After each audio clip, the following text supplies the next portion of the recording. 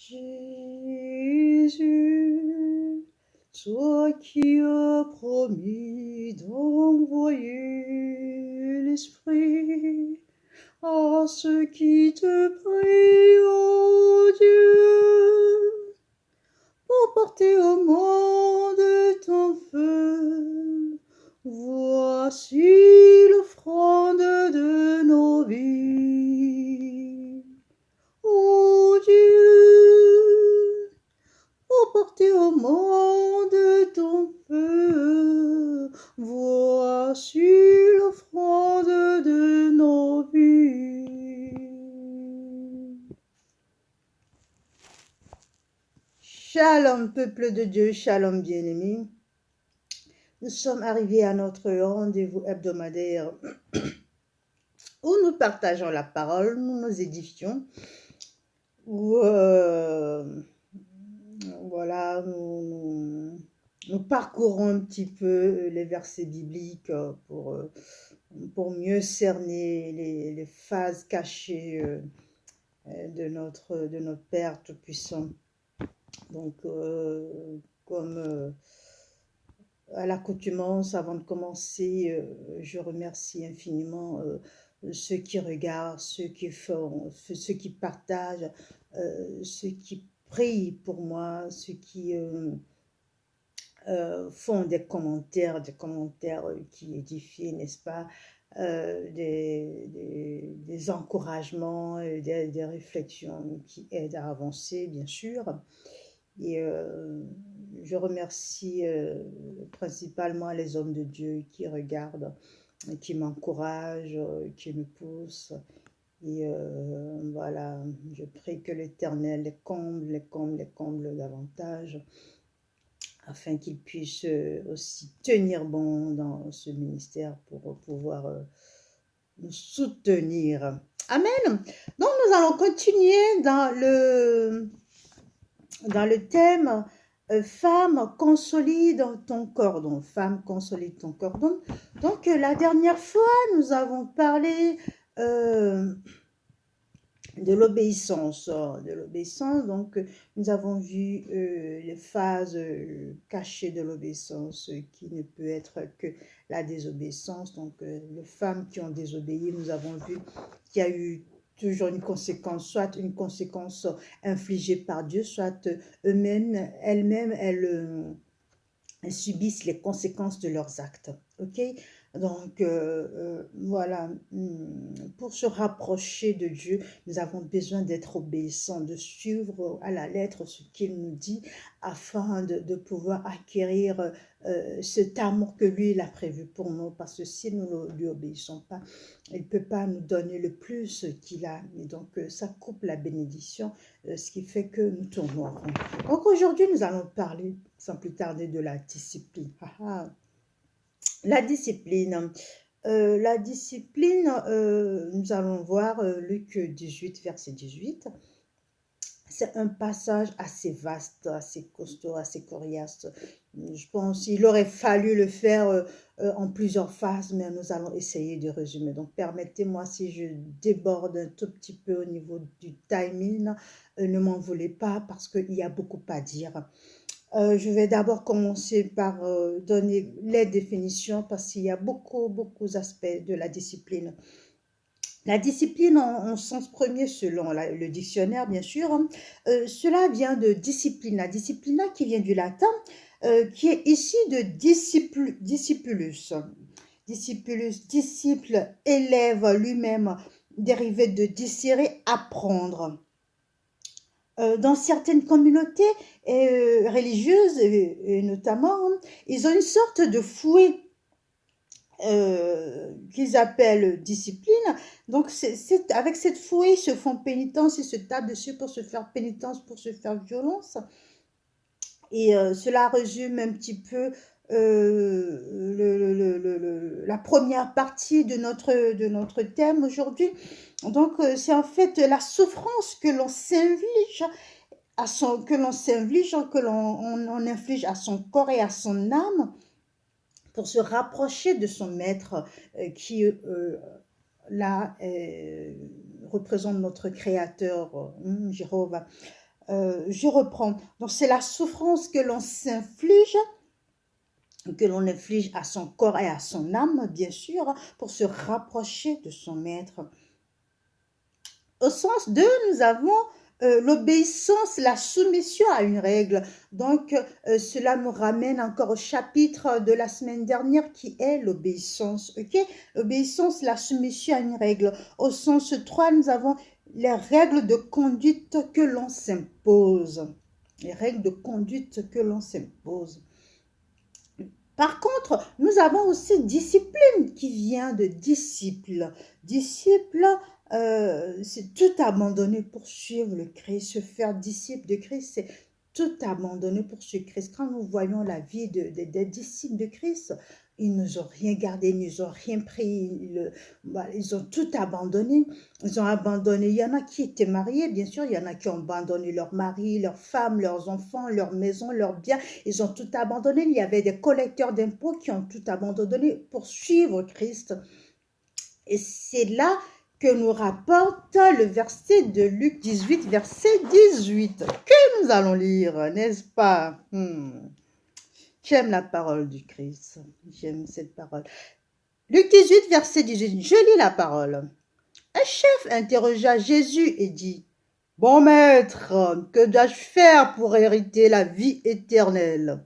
Jésus lui dit, « Pourquoi m'appelles-tu bon? Personne n'est bon, si ce n'est Dieu seul. Tu connais les commandements. Ne commets pas d'adultère, ne commets pas de meurtre, ne commets pas de vol, ne dis pas de faux témoignages, honore ton père et ta mère. » J'ai, dit-il, gardé tout cela dès ma jeunesse. Jésus, après l'avoir entendu, lui dit, « Il te manque encore une chose. Vends tout ce que tu as, distribue-le aux pauvres, et tu auras un trésor dans les cieux. Puis viens et suis-moi. » Lorsqu'il entendit cela, il devint très triste, car il était fort riche. Alléluia. Donc, il s'agit de Luc 18, verset 18 à 23. Verset 18 à 23. Voilà. Ce jeune homme veut suivre Christ. Cela veut dire il veut se faire disciple de Christ. Il veut mettre ses pas dans les pas du Christ. Il veut mener la même vie que Christ. Il veut être enseigné par Christ, être disciple de Christ. Donc, il lui faut être discipliné. Il lui faut mener une vie bien ordonnée. Il lui faut mener une vie d'obéissance à Christ. Qu'est-ce que Christ lui dit? Vends tes biens, abandonne tout et suis-moi. Évidemment, il n'était pas content parce qu'il avait des biens. Bien aimé, la plupart du temps, ce qui nous empêche d'être à Christ, ce sont nos biens, ce sont nos idoles, ce sont parce que à la longue, tous ces biens deviennent quoi? Tous ces biens deviennent des idoles pour nous. On les camoufle, on les cajole, oh, voilà, on se les approprie, voilà. On a toutes sortes de rituels qui font que, voilà, moi j'ai ci, moi j'ai ça, ce qui fait que je ne suis pas prête pour ce Dieu. Et pourtant, je m'autorise à m'appeler chrétien. Je me mets des fois encore l'étiquette de chrétien sur nos fronts, alors que notre vie ne ressemble pas à une vie de disciple. Je suis désolée. Juste là, ce passage, c'est juste pour nous faire prendre conscience, pour mener une vie, une vie sainte, une vie de disciple-là, pour suivre le Christ. Nous avons vu pas mal d'aspects. Nous avons vu l'amour, nous avons vu la repentance, la vraie repentance, nous avons vu l'obéissance, et là, nous sommes en train de voir la discipline. Tu es obligé de passer par ces 4 étapes. C'est pas fini, il y en a encore qui vont venir. Mais pour l'instant, tu es obligé de passer par ces 4 étapes. Si tu n'es pas encore arriver à faire toutes ces étapes, à traverser toutes ces étapes, ou si t'en manque un, bien-aimé, je t'en supplie, ne me dis pas que tu es chrétien, ok? Ne me dis pas que tu es chrétien. Donc là, aujourd'hui, tu dois mener une vie de discipline. Je vais aussitôt enchaîner. Nous allons voir dans la Bible les femmes, parce que nous, voilà, comment vous dire, ce thème s'adresse spécialement aux femmes, mais cela n'inclut pas que les hommes puissent aussi regarder parce que eux aussi peuvent piocher des choses très intéressantes. Mais je m'adresse surtout aux femmes parce que quand le cordon de la famille est rompu, c'est la femme est c'est la seule et l'unique qui a ce pouvoir de pouvoir raccorder le cordon au cordon de l'Éternel, de je suis, pour pouvoir attirer la bénédiction qui coule sur ses enfants et toute la famille. Donc, nous allons voir trois femmes. La première femme, elle s'appelle Anne. Nous verrons dans 1 Samuel 1, verset 12 à 17, elle s'appelle Anne. Anne, c'est la mère de Samuel, ok? Samuel, le prophète. Donc, Anne, elle avait comme mari Elkana et sa rivale Pénina, ok? Donc, cette femme, qu'est-ce qu'elle avait comme particularité? La particularité de cette femme, c'est qu'elle n'arrivait pas à avoir d'enfants. OK? Donc, elle s'est infligée, je dis bien infligée, parce que nous n'oublions pas les définitions que j'ai données au début, que j'ai pioché du dictionnaire évidemment, que moi-même j'ai rajouté par la suite. La souffrance que l'on inflige à son corps, à son âme, pour se rapprocher du Maître, du Père. Donc, Anne, pour pouvoir avoir un enfant, elle s'est infligée une souffrance. Elle s'est infligée une règle de conduite à suivre. Et n'oublions pas, d'abord, avant de s'infliger une règle de conduite, avant de s'infliger une souffrance, il faut d'abord avoir un objectif. Il faut d'abord un objectif. All beginning in your mind. Tout commence par les pensées. Tout commence par les pensées. Tu dois avoir un objectif. Pourquoi je m'inflige ça? Pourquoi je dois faire ça? Pourquoi je dois observer cette discipline? La discipline, c'est aussi des matières pour les élèves. Donc, pourquoi je dois suivre cette règle de conduite? Il faut que tu aies un objectif avant de tracer le chemin, avant de marcher sur cet objectif. Il faut que ça commence par la pensée. Des beginning in your mind, ça, il faut que ça commence par la pensée, ok? Donc, elle avait comme objectif d'avoir un enfant. Jusque-là, vous me suivez. Elle avait comme objectif d'avoir un enfant. Donc, la Bible nous disait à l'époque, quand son mari Elkana, il allait prier, il allait chez le sacrificateur Élie, il ramenait une portion à Pénina, sa première femme, et à Anne, il lui ramenait le double portion, la double portion, pardon, parce qu'il aimait tellement cette femme. Donc, cette femme s'est fixée comme objectif tous les jours dans la maison de l'Éternel. Tous les jours, elle était au temple. Tous les jours, elle était au temple, même si elle était fatiguée, même si sa rivale se moquait d'elle. Tous les matins avant qu'elle parte, la rivale, elle se moquait d'elle. Oh, mais regarde celle-là, yo, yo, yo, mais tu n'as même pas d'enfant. Non, mais regarde comme mes enfants sont beaux, mais tu n'en auras pas. Abandonne. Le mari aussi, il était là, mais Penny, mais Anne, je ne te suffis donc pas, mais pourquoi tu vas encore chercher un enfant, pourquoi tu vas encore t'enfermer là-bas, reste avec moi, ma chère femme. Elle bravait tout ça et tous les jours, elle était au temple parce qu'elle s'est fixé un objectif, elle s'est mis dans la tête, je veux avoir un enfant. Je prie en ce moment que toi qui as un objectif, que toi qui es sans arrêt en train de courir, toi qui es sans arrêt en train de courir derrière cet objectif que tu as, de travailler avec acharnement, avec zèle, que l'Éternel te visite en ce moment là où tu es. Reçois-le et dis Amen. L'Éternel te visitera. Avant la fin de cette année, l'Éternel te fera du bien. Amen. Donc Anne était au temple tout le temps, malgré, quand il arrivait, le sacrificateur, il se moquait d'elle. Oh mais regarde, non mais parce qu'elle multipliait les paroles, tellement elle en avait gros sur le cœur, et tellement elle était fixée, tellement elle était déterminée à avoir cet enfant.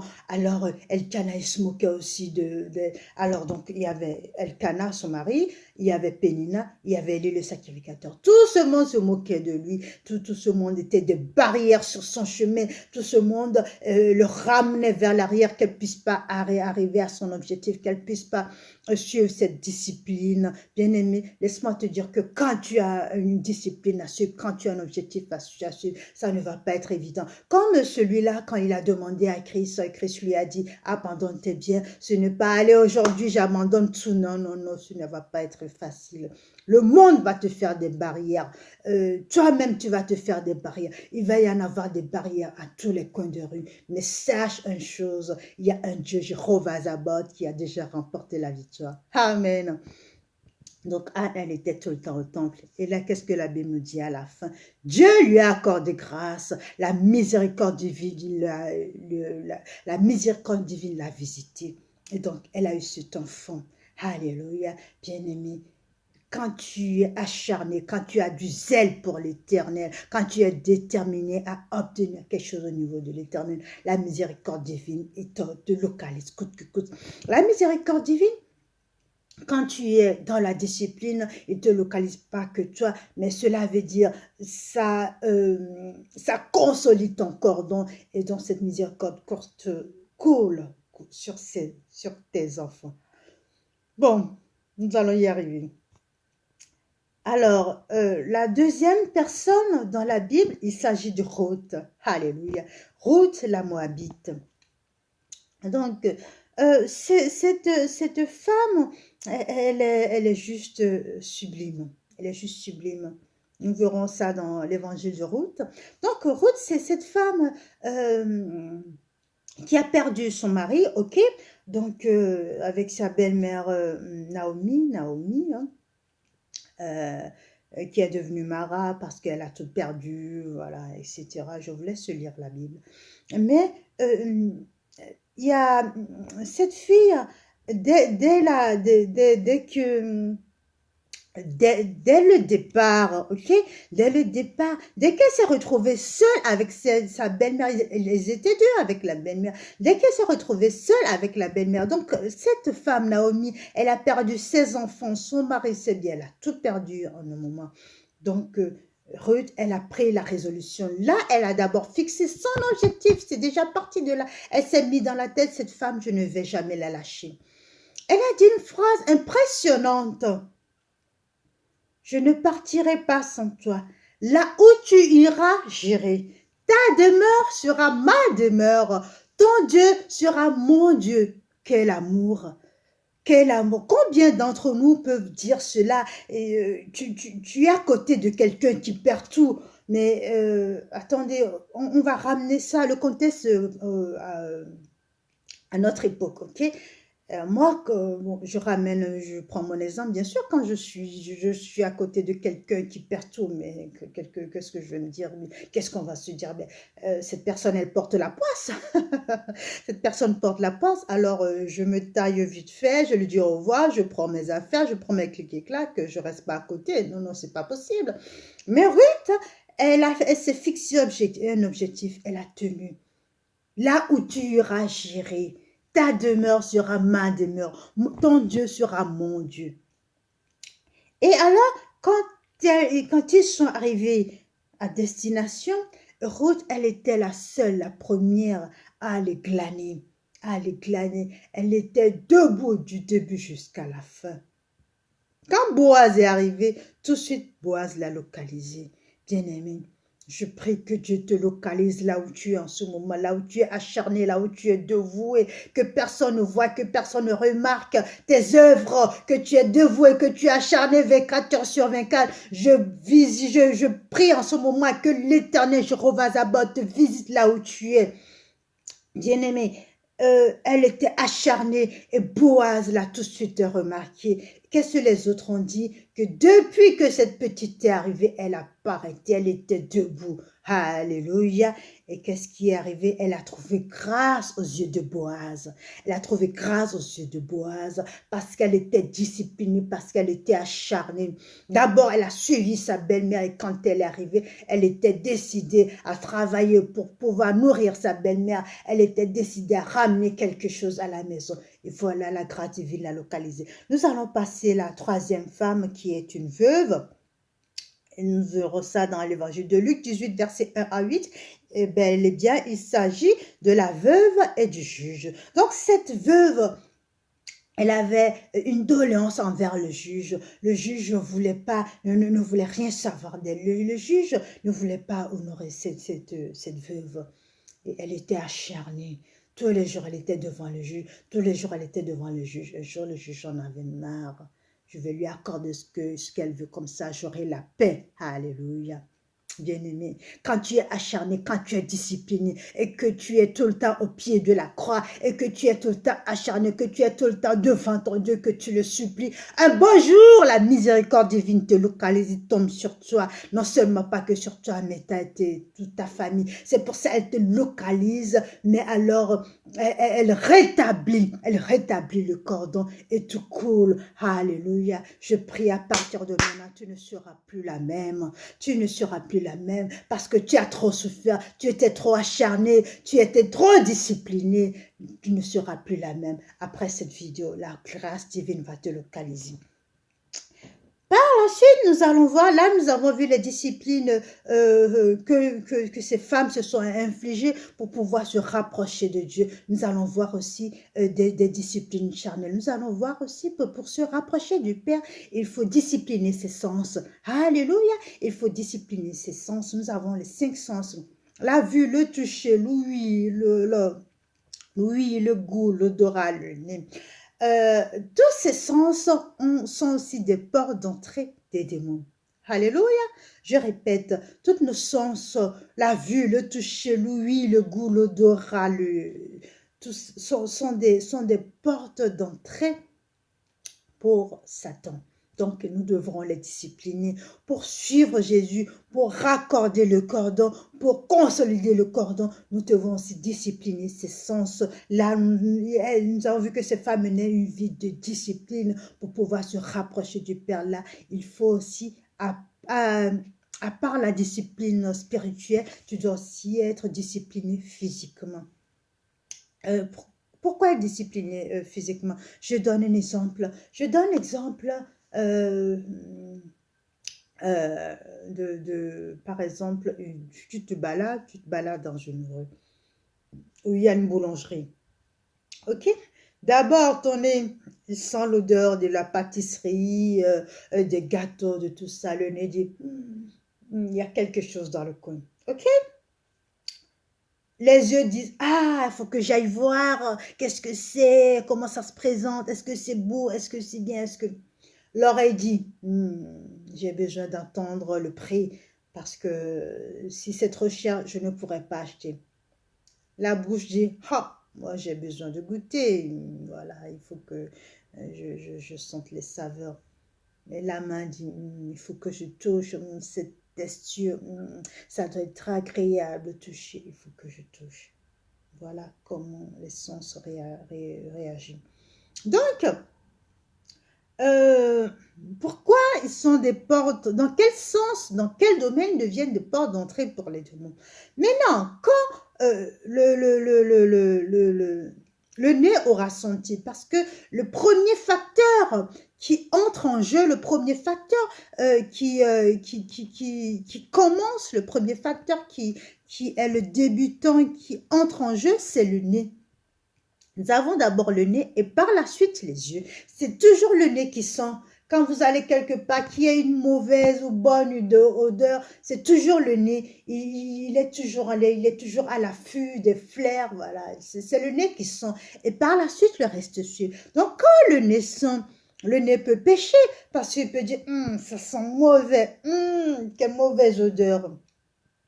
Et bien voilà. Voilà, il a fait déjà entrer quelque chose de mauvais. Alors les yeux vont dire, ah ben dis donc, qu'est-ce que c'est moche.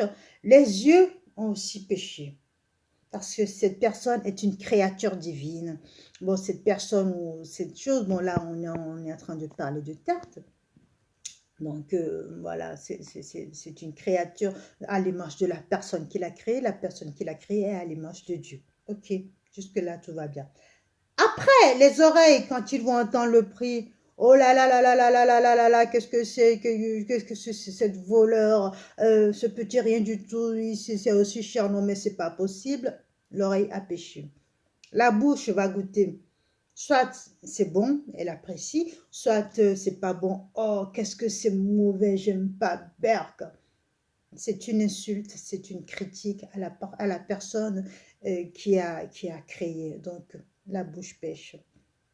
Si la Bible nous dit ne pas pécher, ne pas critiquer, Galates 5, 21. Par contre, la bouche a aussi quelque chose de très délicat. Cela veut dire quand elle va goûter et que quand ça va lui plaire, elle va vouloir encore reprendre. Encore une autre, encore une autre, encore une autre. Les plaisirs charnels, les plaisirs, les excès de table. Galates 5, 21. Ça fait partie des péchés, excès de table. Ok? Par la suite, quand la main va toucher, peut-être ça va être chaud, la main va se retirer, ou alors la main, ou alors l'oreille va dire à la main, j'ai pas assez de sous, mais j'ai trop envie de ça, j'ai besoin de ça. Et qu'est-ce que la main? La main va convoiter, la main va essayer de vite prendre et que la personne qui vend ne te regarde pas. La main vole. Donc la main aussi pêche. C'est juste un exemple, voilà, pour vous expliquer comment ces sens, ils sont en interaction entre eux, ok? Ils travaillent ensemble, ils réagissent ensemble, et quand il y a un qui pêche, tous les autres pêchent. Des fois, quand les yeux regardent, la bouche ne dit pas dessus, les yeux regardent, et c'est dans le cœur, et ça commence à macérer là, ça macère. Et la Bible nous dit, Luc 6, verset 4 ou verset 45, c'est de l'abondance du cœur que la bouche parle, ok? Donc, c'est de l'abondance du cœur que la bouche parle. Alors, ça macère, ça macère, ça macère. Après, la bouche va sortir. Oh là là, qu'est-ce que c'était pas bon. Oh là là, qu'est-ce que j'ai pas aimé. Oh là là, de toute façon, la vendeuse, elle était pas gentille. Oh là là, oh là là, oh là là, oh là là. Et tu pêches. Donc, bien aimé, qu'est-ce qu'il te reste à faire? Il te reste à discipliner tes sens. Cela veut dire quoi? Quand tu arrives dans une rue et que tu sais que tu es très gourmande, que tu ne peux pas résister à la pâtisserie, quand tu sais que quand tu arrives dans cette rue et que tu entends, de toute façon, tu dois sentir que tu sens l'odeur de la pâtisserie, tu boucles ton nez. Psychologiquement, tu dois te préparer. C'est pour ça que je dis toujours au début, la discipline, ça commence toujours par le mental. Il faut avoir un objectif. Quand tu pars de la maison, dis-toi bien qu'aujourd'hui, je n'achèterai rien. Quitte à ce que tu ne prennes pas ta carte bleue, pas d'espèces, pas de chéquier, tu ne prennes rien.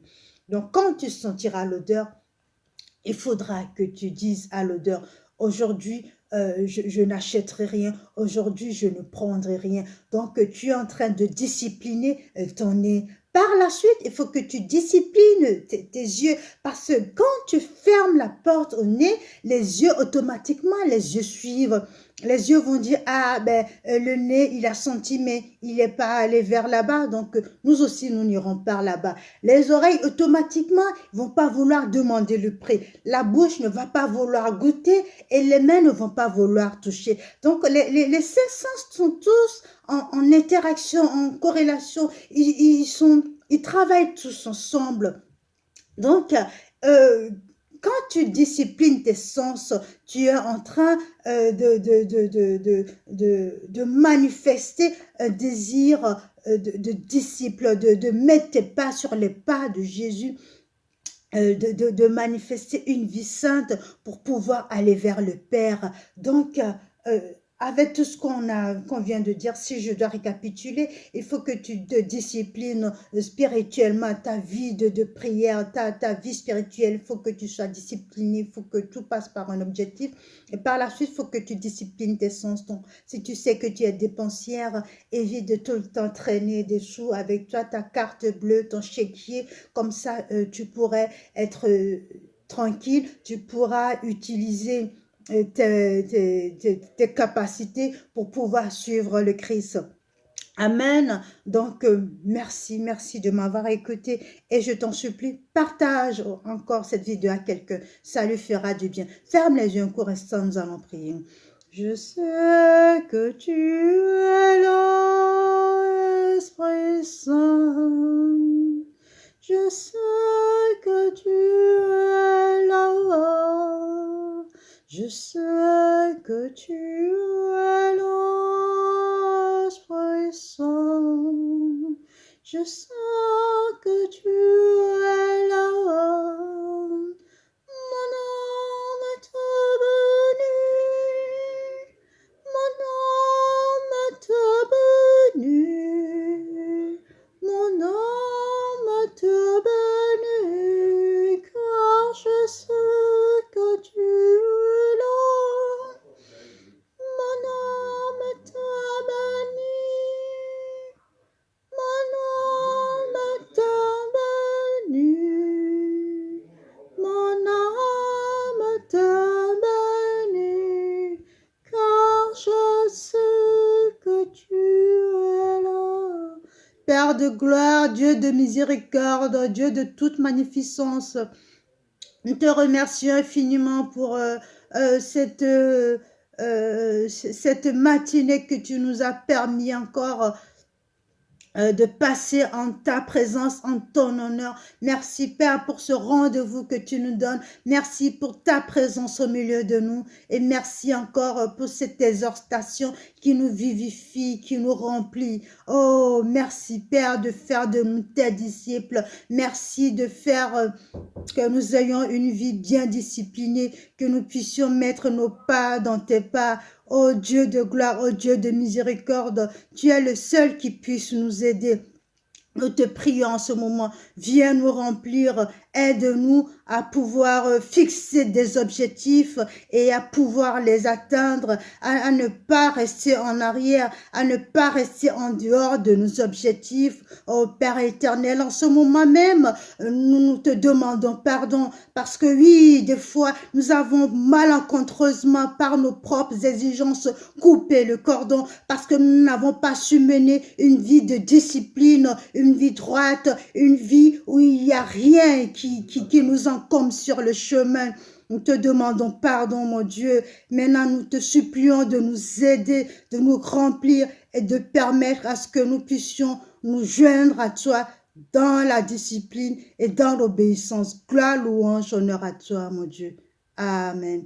Demeure béni, bien-aimé, et n'oublie pas, tu as un Dieu qui t'aime. Passe une agréable journée. Amen.